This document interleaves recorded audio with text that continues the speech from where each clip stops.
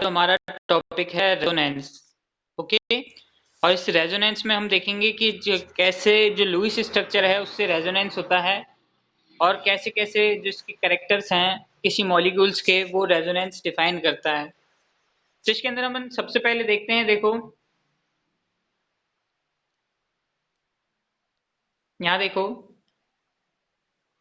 कि it is often observed, ये कई बार देखा गया है, प्राय देखा जाता है कि दैट सिंगल लुईस स्ट्रक्चर, जो एक सिंगल लुईस स्ट्रक्चर जो होती है वो is not enough to representation of a molecule. वो मॉलिक्यूल को बताने के लिए क्या इनफ नहीं होती है, पर्याप्त नहीं होती है। एक सिंगल जो लुईस स्ट्रक्चर जो होती है वो किसी मॉलिक्यूल्स को रिप्रेजेंट करने के लिए जरूरी नहीं होती है, मतलब पर्याप्त नहीं होती है। अब बात करें फॉर एग्जाम्पल, अब इसके एग्जाम्पल में देखें जैसे Ca2 can be represented by the following Lewis structure. जो CO2 है, CO2 को हम ये जो इस प्रकार से कई प्रकार की जो रेजोनेंस जो स्ट्रक्चर है हम उसमें उसको डिफाइन कर सकते हैं। कभी इस तरीके से, कभी इस तरीके से, कभी इस तरीके से, ऐसे डिफाइन कर सकते हैं। तो बात करें, it is often observed that single Lewis structure is not enough for the representation of molecule. तो for example CO2 can be represented by following Lewis structure. अब बात करें CO2 को, जो इसकी इस तरीके की जो कई सारी रेजोनेटिंग जो स्ट्रक्चर है हम उससे उसको डिफाइन कर सकते हैं। अब बात करें अकॉर्डिंग टू स्ट्रक्चर, स्ट्रक्चर के according energy of formation of carbon dioxide, energy of formation of carbon dioxide, जो कार्बन डाइऑक्साइड का जो फॉर्मेशन है, तो बात करें -363.5 किलो जूल पर मोल। तो जो एनर्जी जो फॉर्म होती है ना, इसके अंदर वो होती है -363.5 किलो जूल पर मोल की जो एनर्जी है वो इसके अंदर फॉर्म होती है।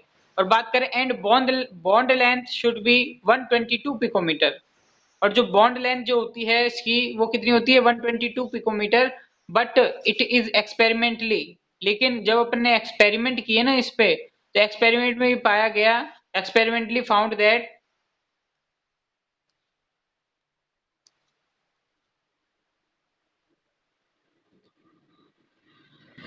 एक्सपेरिमेंटली ये पाया गया कि energy is 393.5 kilo joule per mole and bond length is 115 picometer. मतलब कि उससे तो एनर्जी थोड़ी ज्यादा हुई और बॉन्ड लेंथ क्या है, थोड़ी कम मिली। तो ये बताया गया कि स्ट्रक्चर ऑफ कार्बन डाइऑक्साइड, जो कार्बन डाइऑक्साइड की स्ट्रक्चर है, कैन नॉट बी एक्सप्लेन, इसको हम एक्सप्लेन नहीं कर सकते, can not be explain with the help of one structure. एक स्ट्रक्चर से हम उसको डिफाइन नहीं कर सकते हैं, मतलब किसी भी मॉलिक्यूल्स को हम एक स्ट्रक्चर के द्वारा डिफाइन नहीं कर सकते हैं। अब बात करें द कॉन्सेप्ट ऑफ रेजोनेंस, जो रेजोनेंस का जो कॉन्सेप्ट था, the concept of resonance is introduce to explain the structure, उसको इंट्रोड्यूस किया गया explain the structure of CO2, CO2 का स्ट्रक्चर बताने के लिए लाइक मॉलिक्यूल्स में।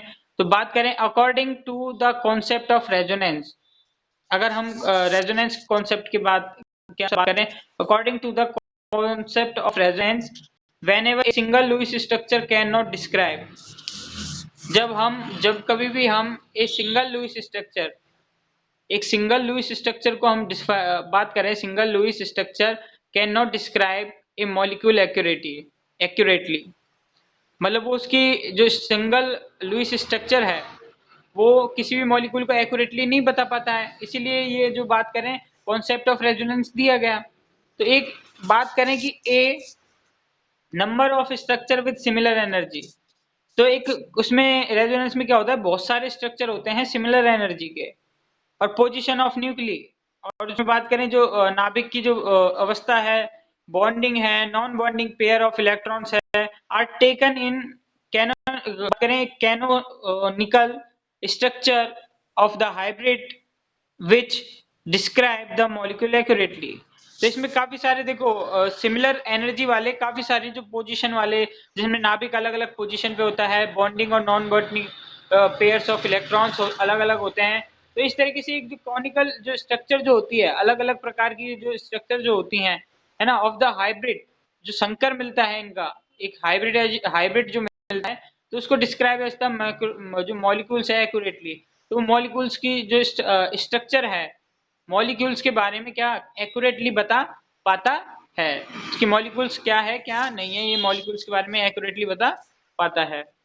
ओके, अब बात करें जैसे फॉर एग्जांपल, अब एग्जांपल हम देखेंगे रेजोनेंस कैसे उसको बताता है, कि for example the two structure first and second constitute A conical structure, की और रेजोनेंस स्ट्रक्चर की मतलब जो अब बात करें अपना जो एग्जांपल है, एग्जांपल के अंदर जैसे ओजोन का जो एग्जांपल है उसमें फर्स्ट और सेकंड स्ट्रक्चर क्या है, इसकी रेजोनेंस स्ट्रक्चर है, केमिकल या स्ट्रक्चर या रेजोनेंस स्ट्रक्चर है, एंड देयर हाइब्रिड, और फिर इसका हाइब्रिड अपन को जो थर्ड नंबर का दे रखा है। बात करें देखो थर्ड स्ट्रक्चर रिप्रेजेंट, ये जो थर्ड जो स्ट्रक्चर है वो रिप्रेजेंट करता है, represent the structure of O3 और एक्यूरेटली, मतलब जो थर्ड जो स्ट्रक्चर है वो रिप्रेजेंट करता है किसको, स्ट्रक्चर ऑफ O3, ओजोन के स्ट्रक्चर को। अब this is also called the resonance hybrid, इसे रेजोनेंस हाइब्रिड के नाम से जाना जाता है। अब बात करें resonance is represented by double headed arrow, जो बात करें अपना रेजोनेंस है उसे डबल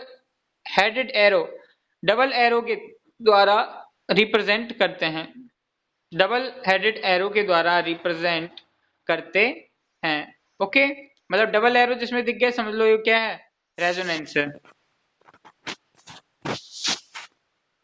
जैसे ये वाली ये स्ट्रक्चर है ना, आपको बता दूं ये वाली स्ट्रक्चर थर्ड स्ट्रक्चर, यही रेजोनेटिंग स्ट्रक्चर है।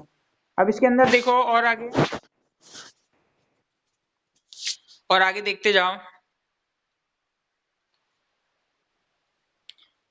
कंडीशन ऑफ रेजोनेंस, ये बहुत इंपॉर्टेंट है, इसके बारे में देखो, है ना, अच्छे से समझो इसे, कंडीशन ऑफ रेजोनेंस क्या है।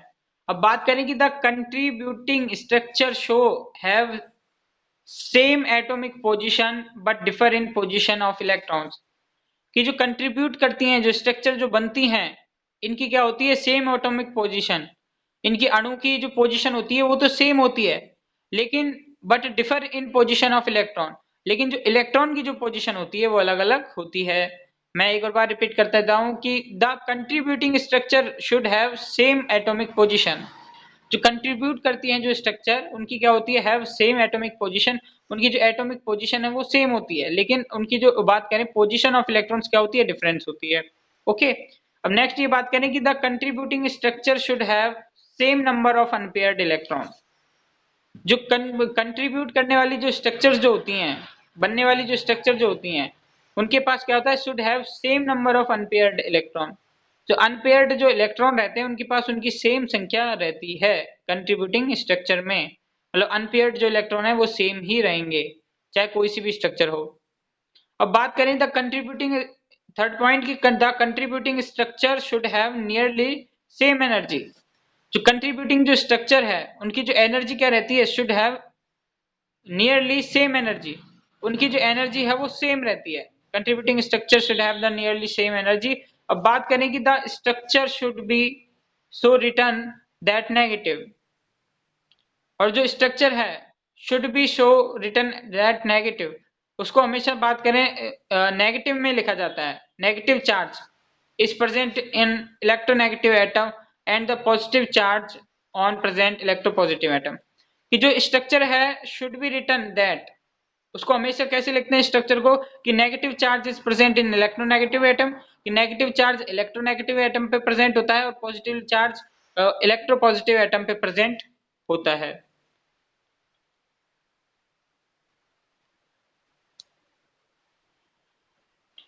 अब बात करें इन द कंट्रीब्यूटिंग स्ट्रक्चर, ये जो बनने वाले जो स्ट्रक्चर है जैसे कि like charge should not reside the adjust atom, in the contributing structure जो बनने वाली जो स्ट्रक्चर है लाइक चार्जेस हैं, should not reside on adjacent atom, वो जो बगल वाली जो एटम्स हैं उनसे एडजस्टेंट एटम से क्या है रिसाइड, मतलब कि दोबारा से उस पर चार्ज चला जाता है, रिसाइड मीन्स जो साइड है उसकी चेंज होती रहती है है ना। तो बात करें कि इन द कंट्रीब्यूटिंग स्ट्रक्चर लाइक जो चार्ज जो होता है should not reside the adjusted atom, वो क्या होता है रिसाइड, शुड नॉट रिसाइड, वो रिसाइड नहीं होता है किस पे, एडजस्टेंट एटम में, मतलब पास वाले जो दोनों एटम होते हैं उन पे रिसाइड नहीं होता है वो चार्ज। अब बात करें देखो कि all the resonating structure do not contribute equally, कि जो जितने भी रेजोनेटिंग जो स्ट्रक्चर हैं वो कंट्रीब्यूट नहीं करते हैं इक्वली रेजोनेंस हाइब्रिड। वो बात करें कि do not contribute equally to resonance hybrid. अब बात करें कि फॉर एग्जांपल जैसे कि देखें कि resonating in resonating structure of carbon dioxide में जैसे कि हमने देखा कि structure first have less energy, कि स्ट्रक्चर फर्स्ट में तो क्या थी, लेस एनर्जी थी, and thus more more stable, इसलिए वो क्या था, ज्यादा स्टेबल था। अब बात करें hence its contribute most of the resonance hybrid, तो इसलिए वो क्या कर सकता है, बहुत सारे रेजोनेंस हाइब्रिड बना सकता है। तो structure second and third are have higher energy, और जो सेकंड और थर्ड थे उनकी एनर्जी क्या थी, हायर एनर्जी थी, due to charge dissociation, charge निकलने के कारण। तो बात करें देयरफॉर इसलिए they contribute least to resonance hybrid and are less stable. Means हम बात करें कि देखो सीधा सिंपल है कि अगर उसकी एनर्जी हाई थी, है ना, तो उसकी stable have less energy, structure first में लेस एनर्जी थी, इसलिए वो क्या था, मोर स्टेबल था। अब contribute the most resonance hybrid, तो इसलिए क्या बनेगा, वो ज्यादा से ज्यादा रेजोनेंस हाइब्रिड बनाएगा। लेकिन स्ट्रक्चर सेकंड और जो थर्ड है उनके पास क्या है, हैव हायर एनर्जी, उनकी एनर्जी ज्यादा है। अभी वो क्या करेंगे, एनर्जी ज्यादा है, चार्ज डिसोसिएशन है, तो therefore they contribute least to the resonance hybrid, तो इसलिए वो क्या करेंगे, कम रेजोनेंस हाइब्रिड का फॉर्मेशन करेंगे। तो एंड आर लेस स्टेबल, और क्या होंगे, वो लेस स्टेबल होंगे। ओके।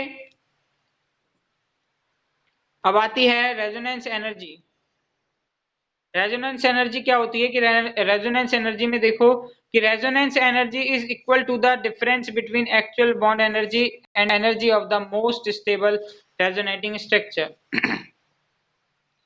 कि जो रेजोनेंस रेजोनेंस एनर्जी जो होती है वो इक्वल होती है किसके, difference between the actual bond energy and energy of the most stable resonating structure, कि वो इक्वल होती है, रेजोनेंस जो एनर्जी होती है difference between the actual bond energy, जो एक्चुअल बॉन्ड एनर्जी है उसके और energy of the most stable resonating structure, तो वो उसके इक्वल होती है रेजोनेंस एनर्जी। अब बात करें कि resonance energy is equal to the actual bond energy minus energy of the most stable resonating structure equal to the resonance energy. तो ये फार्मूला याद रखना रेजोनेंस एनर्जी का, कि actual bond energy minus energy of the most stable resonating structure, जब उसमें से minus करेंगे तो रेजोनेंस एनर्जी निकल के आएगी।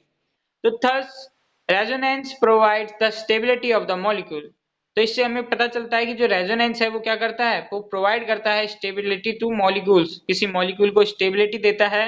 बिकॉज एनर्जी ऑफ रेजोनेंस, क्योंकि जो रेजोनेंस की जो एनर्जी होती है, because energy of resonance hybrid is always less than by resonating structure, वो ऑलवेज क्या होती है, कम होती है उसके रेजोनेटिंग स्ट्रक्चर से। मींस कहने वाला मतलब ये है कि रेजोनेटिंग जो रेजोनेंस है वो स्टेबिलिटी प्रोवाइड करता है मॉलिक्यूल्स को, जितने ज्यादा उसकी रेजोनेटिंग स्ट्रक्चर होंगे वो उतनी ज्यादा स्टेबल होगा। लास्ट लाइन ये सबसे इंपॉर्टेंट है, जितने ज्यादा उसके रेजोनेटिंग स्ट्रक्चर होंगे उतना ज्यादा स्टेबल होगा। Because energy of resonance hybrid is always less then the resonating structure, क्योंकि जो रेजोनेटिंग जो हाइब्रिड जो होता है उसकी एनर्जी क्या होती है, हमेशा लेस होती है, किससे, रेजोनेटिंग स्ट्रक्चर से। तो इस तरीके से ज्यादातर रेजोनेंस का टॉपिक यही बताएगा कि अगर जो कोई मॉलिक्यूल जितने ज्यादा रेजोनेटिंग स्ट्रक्चर बनाता है तो वो समझ लो उतना ही ज्यादा स्टेबल है वो मॉलिक्यूल। ओके। ओके, क्लियर है।